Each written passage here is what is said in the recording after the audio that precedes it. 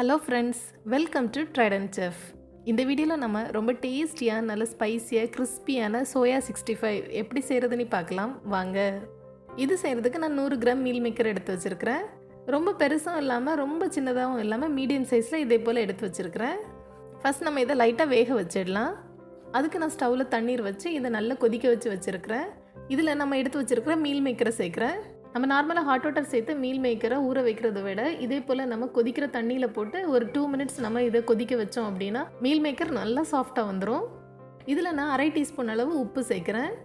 2 நிமிடம் வரைக்கும் இது தண்ணீரில் நல்லா கொதிக்கட்டும். 2 நிமிடம் இதில் வெந்தாலே போதும். சோயா சங்க்ஸ் எல்லாம் நல்லா சாஃப்டாக வந்துடும். இப்போ பாருங்கள், எல்லாமே சூப்பராக ரெடி ஆகிடுச்சு. ரொம்ப நல்லா வந்திருக்குது. இனி நான் ஸ்டவ் ஆஃப் பண்ணிடுறேன். ஸ்டவ் ஆஃப் பண்ணிய பிறகு இந்த தண்ணீரெலாம் நல்லா வடிகட்டிடுறேன். அதுக்கப்புறமா இது லைட்டாக ஆறிய பிறகு இதை நல்லா பிழிஞ்சு எடுத்துடலாம். தண்ணி எதுவுமே இல்லாமல் நல்லா பிழிஞ்சு எடுத்துக்கோங்க.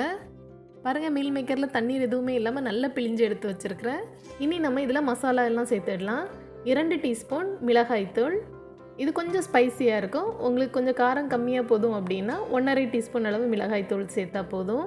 கூடவே 1 டீஸ்பூன் மல்லித்தூள், 1/2 teaspoon pepper powder, 1/2 teaspoon chicken masala சேர்க்குறேன்.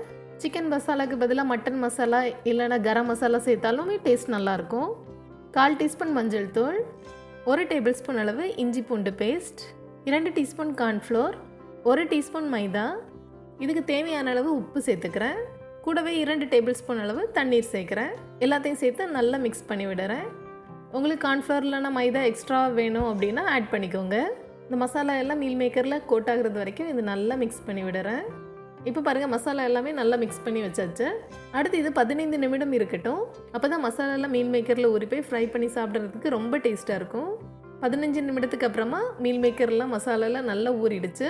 இனி நம்ம இதை ஃப்ரை பண்ணிடலாம். இது ஃப்ரை பண்ணுறதுக்காக ஸ்டவ்வில் ஒரு கடாய் வச்சு அதில் எண்ணெய் எடுத்து வச்சுருக்கிறேன். இந்த எண்ணெய் நல்லா சூடான பிறகு நம்ம மசாலா தடவி வச்சுருக்கிற மீன் மேக்கர் எல்லாத்தையுமே இதில் நம்ம ஃப்ரை பண்ணி எடுத்துடலாம். ஒரே நேரத்தில் நிறைய ஃப்ரை பண்ணி எடுத்துக்கோங்க, ஒன்று ஒட்டாது. வெளியில் உள்ள லேயர்லாம் நல்லா கிறிஸ்பியாக வர்றது வரைக்கும் நான் இதை ஃப்ரை பண்ணி எடுக்கிறேன். இது சாப்பிட்றதுக்கு நம்ம சிக்கன் சாப்பிட்றது போல் அதே டேஸ்ட்டில் ரொம்ப சூப்பராக இருக்கும். இப்போ பாருங்கள், வெளியில் உள்ள லேயர்லாம் நல்லா கிறிஸ்பியாக வந்துடுச்சு. இனி நம்ம இதை எடுத்துடலாம். இதே போல் எல்லாத்தையுமே நான் ஃப்ரை பண்ணி எடுக்கிறேன். வெளியுள்ள லேயர் எல்லாமே நல்லா கிறிஸ்பி ஆகிறது வரைக்கும் ஃப்ரை ஆகட்டும். இப்போ பாருங்கள், எல்லாமே நல்லா கிறிஸ்பியாக சூப்பராக ரெடி ஆகிடுச்சு. அடுத்து நான் இதில் 4 மிளகாய் சேர்க்குறேன். கூடவே கொஞ்சமாக கருவேப்பிலை சேர்க்குறேன். இது ஆப்ஷனல் தான், டெக்கரேஷனுக்காக நான் இதை சேர்த்துருக்குறேன். இது எல்லாத்தையுமே 30 செகண்ட்ஸ் எண்ணெயில் லைட்டாக ஃப்ரை பண்ணிவிட்டு அதுக்கப்புறமா நம்ம இதை எடுத்துடலாம். ரொம்ப சூப்பராக ரெடி ஆகிடுச்சு. ரொம்ப டேஸ்டியான சைட் டிஷ் இது. அவ்வளோதான், ரொம்ப சிம்பிளாக நல்ல ஸ்பைஸியாக டேஸ்டியான சோயா 65 ரெடி ஆகிடுச்சு. கண்டிப்பாக நீங்களும் இதை ட்ரை பண்ணி பாருங்கள். மீண்டும் ஒரு சுவையான ரெசிபியோடு விரைவில் சந்திப்போம். தேங்க்ஸ் ஃபார் வாட்சிங்.